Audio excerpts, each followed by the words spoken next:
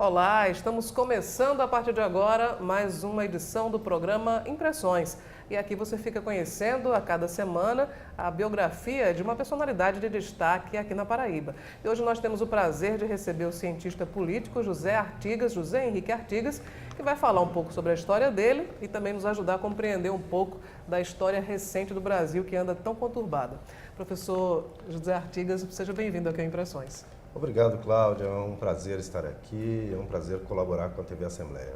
Nós já conhecemos o professor Artigas de várias entrevistas, aqui mesmo na TV Assembleia, ele já participou de vários programas, mas o senhor é natural de São Paulo, é um paulistano da Gema, né? Eu sou paulistano da Gema porque não só nasci na cidade de São Paulo, no estado de São Paulo, mas nasci na região da Avenida Paulista, onde eu morei por mais de 20 anos. E depois me mudei, mas fiquei naquela região ainda por mais, pelo menos uns 15 anos. Então eu sou paulistano da Gema, nasci numa maternidade na Avenida Paulista. Completamente ali no centro mesmo, no centrão de São Paulo. No coração de São Paulo. E sua família, qual é a origem da sua família? Minha família, por parte de pai, são italianos que foram trabalhar no Brás, no começo da industrialização. E a família da minha mãe vem das fazendas de café do interior de São Paulo, da região de Garça, de Presidente Prudente, e todos acabaram se encontrando em São Paulo nesse processo de migração que aconteceu entre os anos 30 e os anos 40 e passaram a se aproximar. Minha mãe trabalhava na clínica de medicina do meu pai. E se apaixonaram e estamos aí. Seu pai era médico? Meu pai era médico, gastroenterologista. E como é que foi sua infância ali no coração de São Paulo? É diferente morar na Avenida Paulista, né? Então não havia brincadeiras de bairro, de brincadeiras de rua, mas eu acompanhei as principais mobilizações sociais, políticas, esportivas do país. Então, isso foi muito gratificante, porque eu tive acesso a um conjunto de infraestrutura cultural que existe ao redor da Avenida Paulista, dezenas de cinemas, teatros, museus, galerias. Então, nesse aspecto foi absolutamente gratificante, gostei muito de morar naquela região, mas é uma vida absolutamente cosmopolita e urbana, né? Não há qualquer tipo de vínculo para quem mora naquela região com aquela vida tradicional de infância, de brincar na rua, de jogar bola. Não teve nada disso. Algum episódio, você falou sobre as mobilizações, algum episódio dessa sua infância lhe marcou particularmente? Assim, principalmente, eu acho que talvez o momento mais importante da minha infância tenha sido a participação na mobilização pelas diretas já, em 1984. Eu tive a oportunidade, ainda muito, muito jovem, eu tinha algo em torno de 12, 13 anos de idade, mas eu me mobilizei com colegas da escola e fomos à passeata que terminou na Praça da Sé, num primeiro momento, e depois no Vale do Anhangabaú, que foi a maior mobilização da história do país de até então. E foi um momento realmente muito emocionante para mim e para todos aqueles que estavam lá, num momento tão difícil da história do país, e uma mobilização incrível, a maior mobilização de até então, mas que não obteve sucesso, porque acabamos por ter eleições indiretas congressuais em 1985, elegendo Tancredo Neves, e que acabou levando à posse de José Sarney. Essa mobilização, essa sua vivência com os movimentos sociais ali no coração de São Paulo, o senhor acredita que foram determinantes para a sua escolha profissional na vida adulta? Sem sombra de dúvida. Desde a minha infância, o comecinho da minha adolescência, eu já tenho contato com os movimentos sociais, participei ativamente no movimento estudantil, lutei pela legalização das entidades estudantis, que aconteceu entre 85 e 86. Eu ainda já participava do movimento secundarista antes mesmo da legalização das instituições estudantis. Então, trabalhávamos na clandestinidade ainda, naquele momento difícil da transição democrática, e o movimento estudantil me abriu um novo mundo. porque comecei a discutir ainda muito cedo política com meus colegas, meus amigos, meus companheiros de luta estudantil, e isso acabou me empurrando para as ciências humanas, para o estudo sistemático da história e mais tarde das ciências sociais, que eu iniciei quando entrei na Universidade de São Paulo. E seus pais, o que é que achavam desse seu engajamento político? Meu pai, ele ainda tinha um certo engajamento, ele era médico e chegou e ele era também advogado. Então ele usava a carteira da OAB como forma de entrar nos presídios e nos prédios onde aconteciam torturas, onde estavam presos políticos, para atender os presos políticos como médico. Então a carteira da OAB servia, na verdade, para entrar nas áreas de tortura para poder tratar os que estavam lá presos, estavam sendo... Ele lhe contava detalhes dessa vivência? Poucos detalhes, porque é uma história um tanto quanto pesada, né? Mas eu cheguei a conversar com ele sobre essas visitas e era muito duro para ele também. Mas isso, claro, me abriu também uma nova visão sobre o que era a ditadura, o que era o autoritarismo e como era importante a democracia. Em parte por conta disso, é que desde muito cedo eu passei a fazer sistematicamente a luta pela redemocratização como estudante secundarista.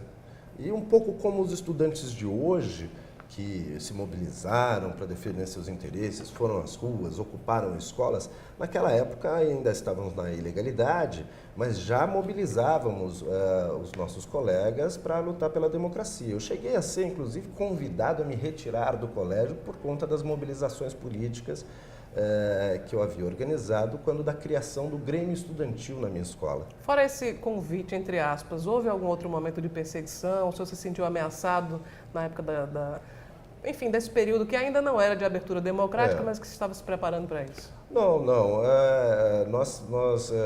O que nós percebíamos era um pouco de pressão, especialmente junto às entidades estaduais e nacionais. No caso, a União Estadual dos Estudantes, a UEE e a UNE.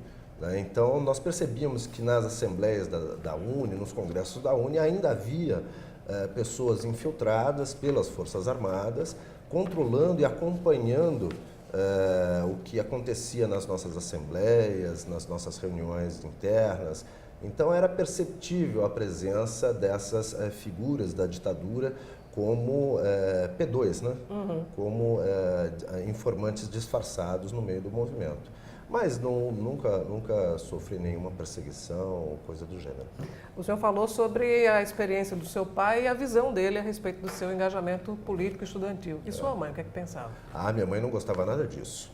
Minha mãe, ela uma dona de casa, ela sempre achou muito ruim que eu me envolvesse com política. Era um momento difícil, de ditadura, muita perseguição, mas eu dava um jeito de burlar as regras da minha mãe para participar ativamente do movimento. Mas ela nunca gostou disso. Até hoje, ela não gosta, não.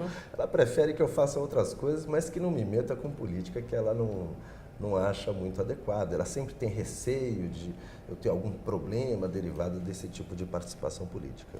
A sua vida acadêmica, quando começou e já foi na ciência política? Não.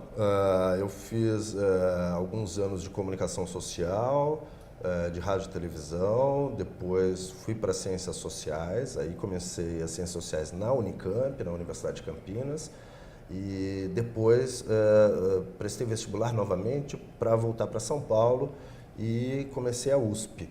Aí iniciei meu curso de ciências sociais na USP e aí foi uma longa trajetória, eu passei 18 anos na USP. Então foi uma longa trajetória acadêmica envolvendo a graduação, a especialização, o mestrado e o doutorado. E concluídas as ciências sociais, eu fiz especialização em comunicação e depois mestrado e doutorado em ciência política mesmo. Por que não quis seguir a carreira de comunicador social? É porque as ciências sociais me atraíam mais. Não que a comunicação não me atraia, mas sem dúvida nenhuma foi uma paixão imediata pelas ciências sociais. Paixão que eu já nutria desde a escola. Eu ainda estava no segundo grau quando prestei vestibular, como na época se chamavam treineiros.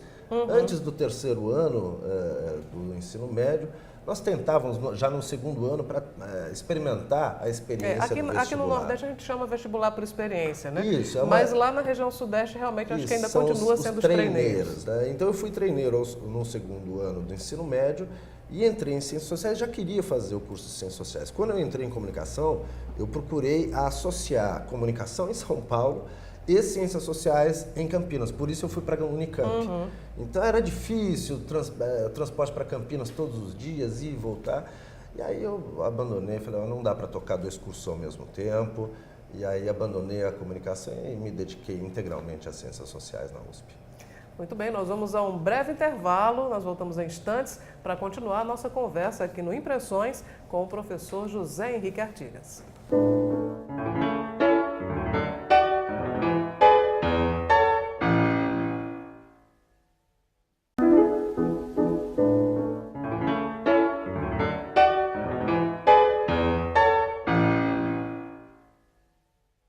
O Impressões está de volta aqui pela TV Assembleia, hoje tendo o privilégio de conversar com o professor cientista político José Henrique Artigas, que falou um bocado sobre a sua vida em São Paulo, o início da sua trajetória acadêmica. Professor, a gente queria saber como é que o senhor fez esse link com a Paraíba.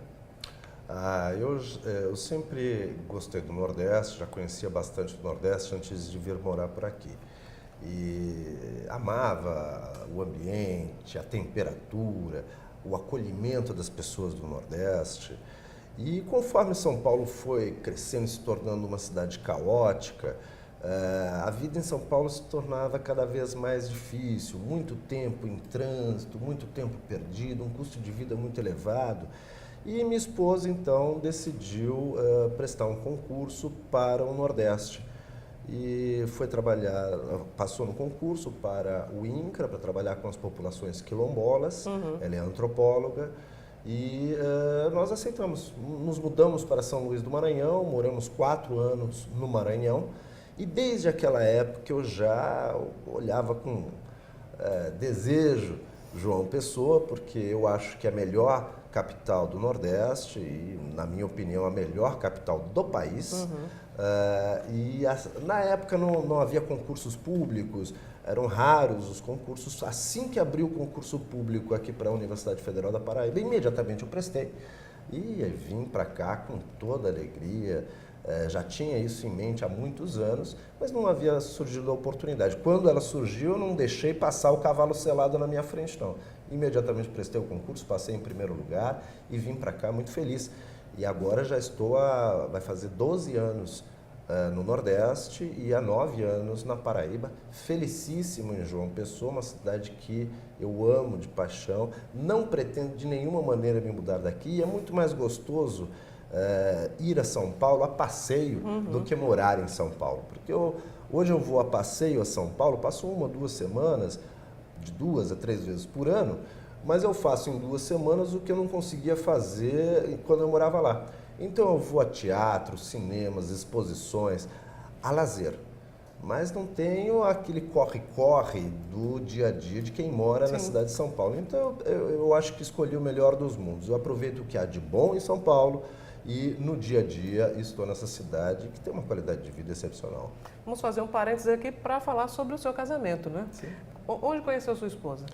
Minha esposa eu conheci na USP, na Universidade de São Paulo. Ela também fazia ciências sociais, ela é antropóloga.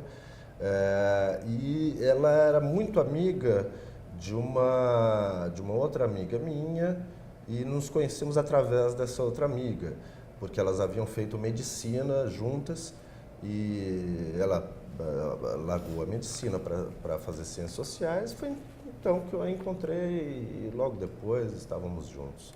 E já estamos agora há 19 anos juntos, não, há 18 anos juntos. Então o senhor a acompanhou para São Luís e ela depois o acompanhou também para João Pessoa. Exatamente.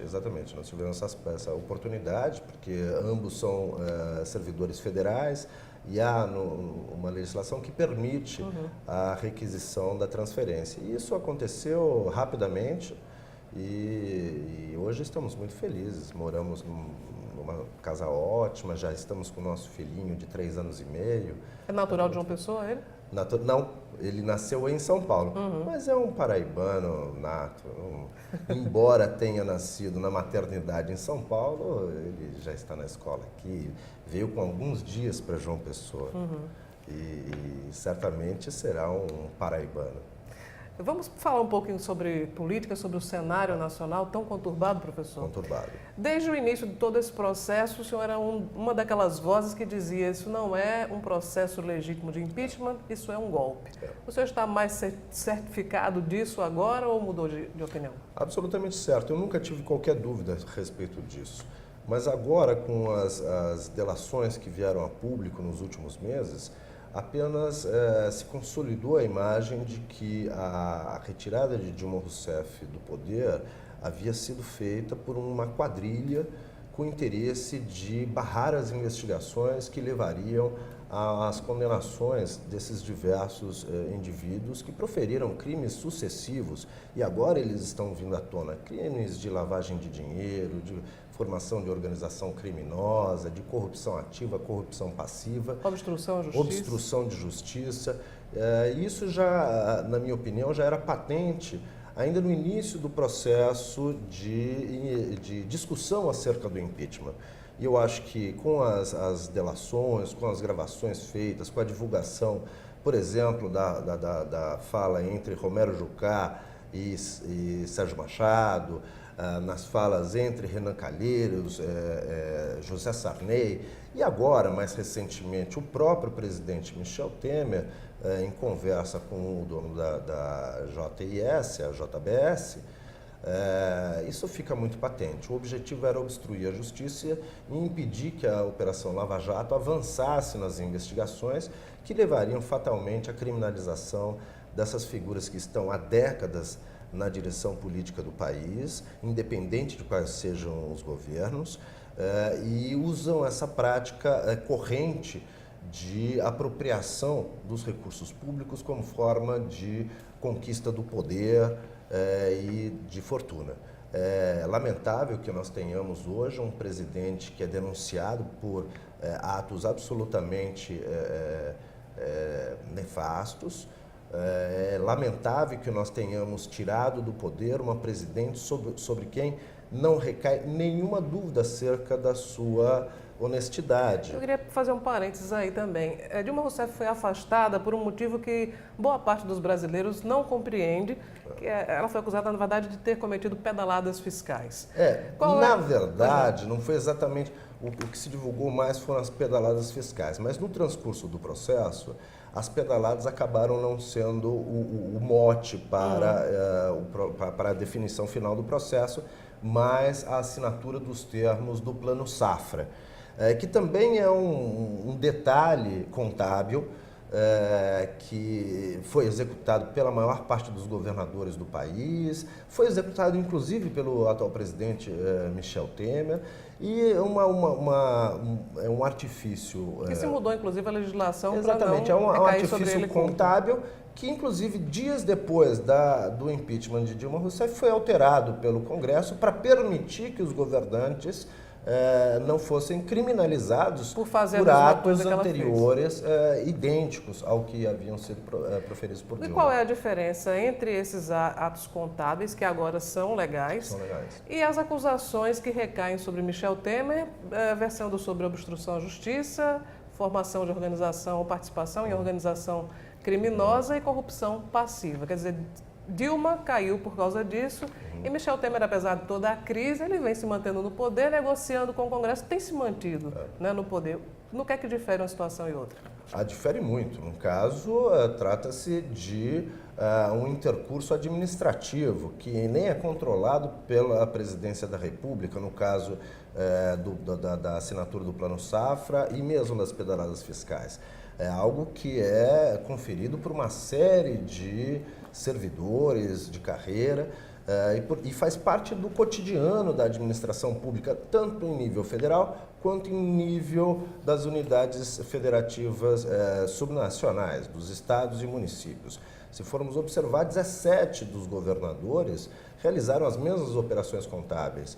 E isso não foi criminalizado em momento algum. Quer dizer, a pedalada fiscal e o Plano Safra foram os artifícios encontrados por uma oposição parlamentar aliada a esses grupos corruptos para destituir a presidente e garantir com isso a indicação do superintendente da Polícia Federal, do ministro da Justiça, do Procurador-Geral da República e de ministros do Supremo Tribunal Federal, com vistas a blindar esse grupo de criminosos que usou e usa o Estado para se beneficiar. Então, o que nós vemos agora com a denúncia sobre Michel Temer, e agora parece que a Procuradoria da República já vai encaminhar à Câmara Federal a denúncia sobre o presidente, contra o presidente, isso apenas ratifica o que muitos intérpretes já vinham falando há muitos meses.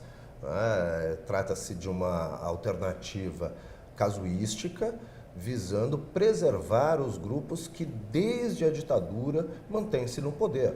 Estamos vendo aí Renan Calheiros, José Sarney, o próprio Michel Temer, todos eles trabalharam ao lado dos principais governos da ditadura militar.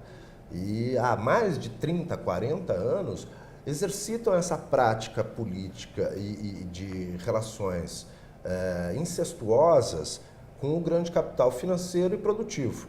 E isso acaba redundando em todo tipo de corrupção, de malversação e de formação de grandes grupos e redes criminosas para lavagem de dinheiro e para corrupção passiva.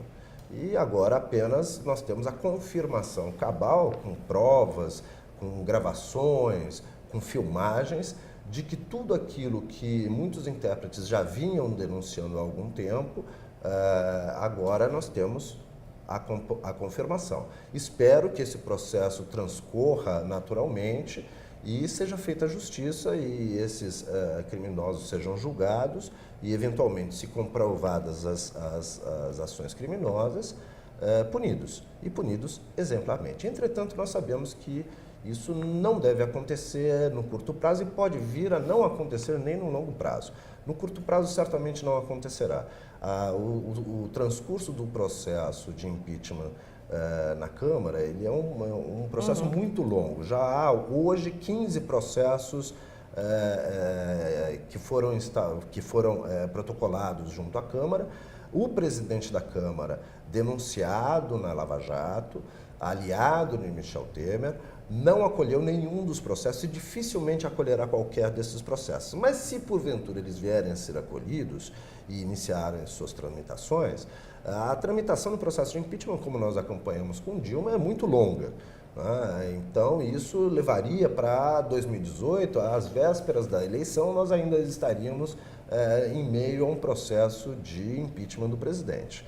No caso do TSE, porque o presidente da República também responde a uma denúncia do PSDB, seu aliado, no Tribunal Superior Eleitoral, por crime eleitoral, esse processo começa o julgamento agora no próximo dia 6 de junho. Entretanto, há inúmeras alternativas recursais que podem prolongar esse processo por muitos meses.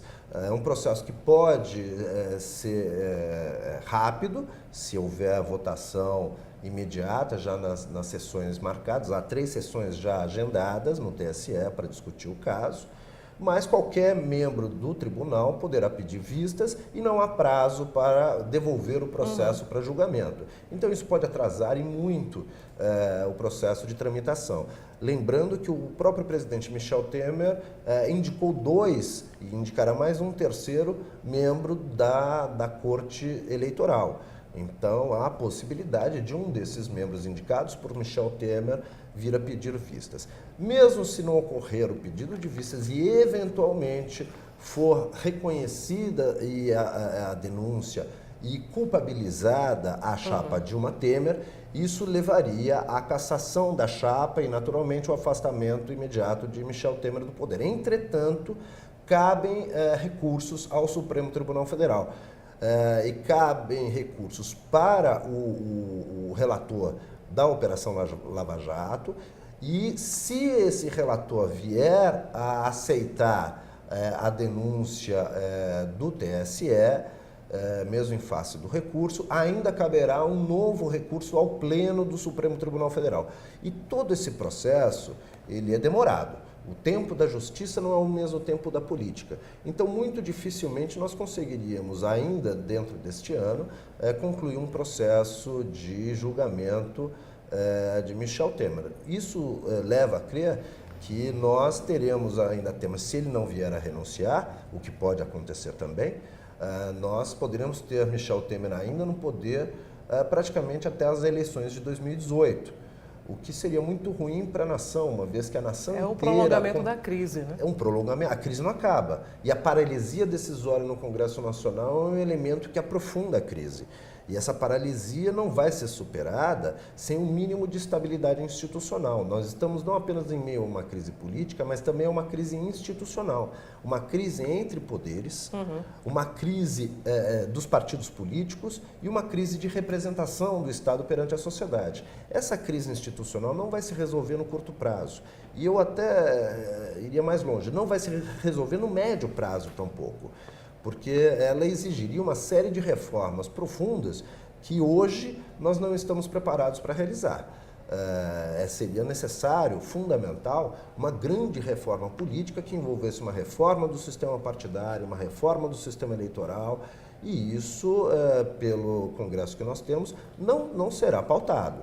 Certamente que não. Professor, o Congresso é conservador. A gente vai continuar falando sobre esses reflexos da crise daqui a pouco, depois do nosso intervalo.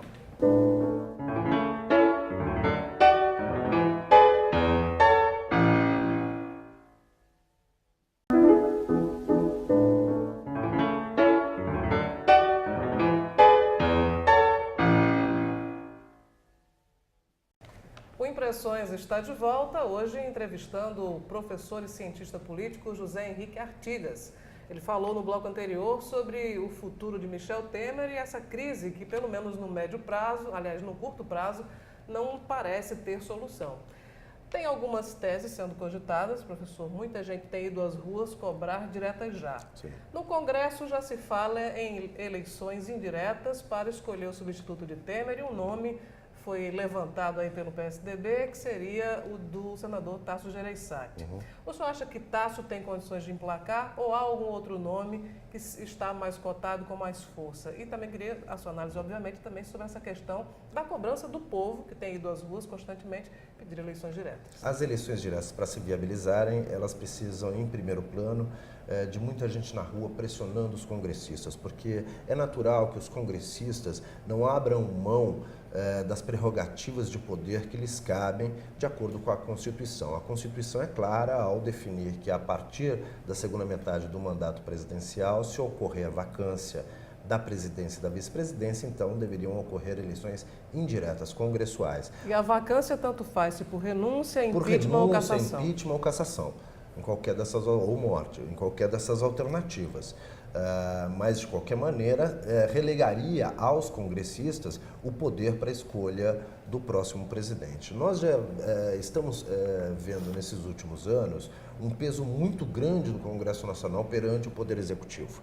Há alguns analistas que chegam a sugerir que nós já estamos num parlamentarismo branco, em que o Congresso Nacional, mesmo sob o regime presidencialista, tem poder para destituir presidentes e empossar presidentes.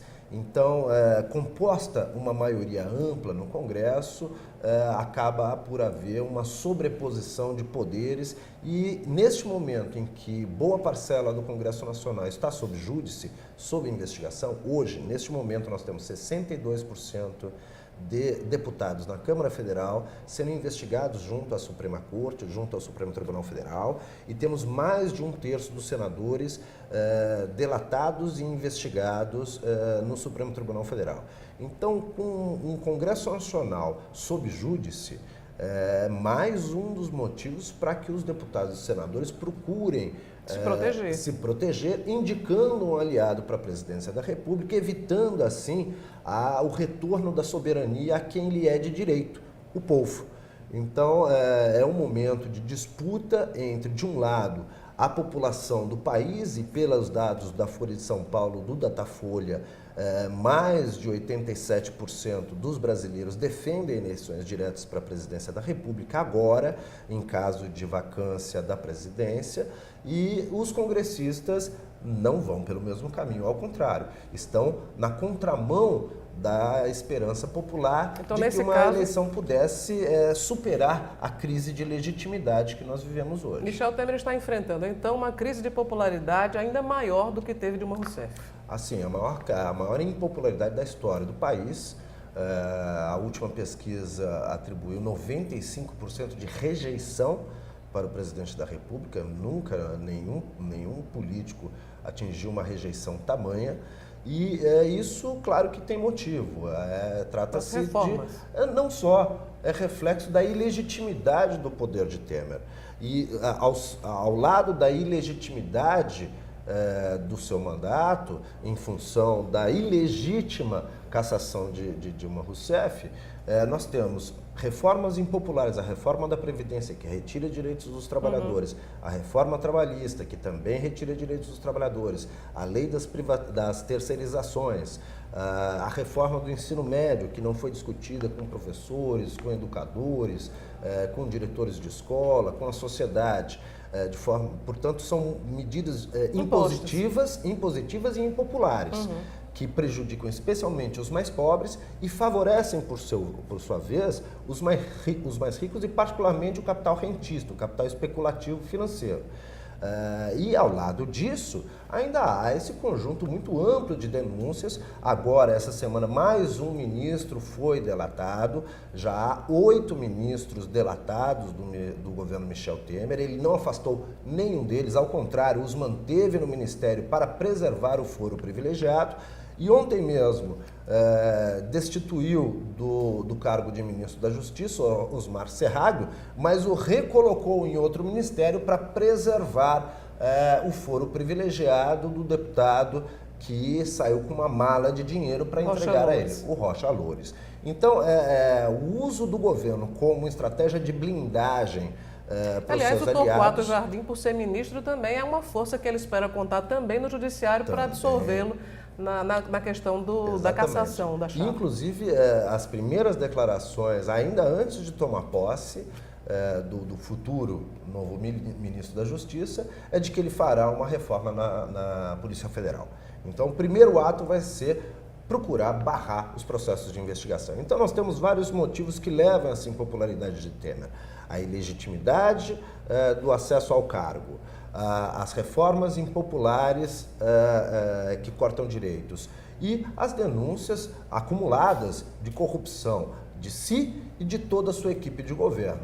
São motivos mais do que justificáveis para essa impopularidade. Para a gente concluir, professor, nós já estamos chegando ao fim do Impressões de hoje. A tese de eleições indiretas tem um nome, que pelo menos o Ninho Tucano tem feito voar, né, sobre o Congresso, que é o do senador Tasso Gereissati. O senhor tem uma opinião diferente, o senhor acha que o nome mais forte não é o dele? Não, junto ao PSDB, vários nomes já foram aventados. O próprio nome do ex-presidente Fernando Henrique Cardoso já foi aventado durante algum tempo e há balões de ensaio, há nomes que são jogados para ver a reação dos congressistas perante essas sugestões. E o nome do senador Tasso Gereissati era até esperado que fosse aventado, colocado em jogo, exatamente porque ele se tornou presidente interino do PSDB, que é, depois do PMDB, o mais importante partido que sustenta o governo e a plataforma de reformas, e com as denúncias contra o senador afastado Aécio Neves, o Tasso Gereissati assumiu interinamente a presidência do PSDB e, portanto, é a figura de proa do partido.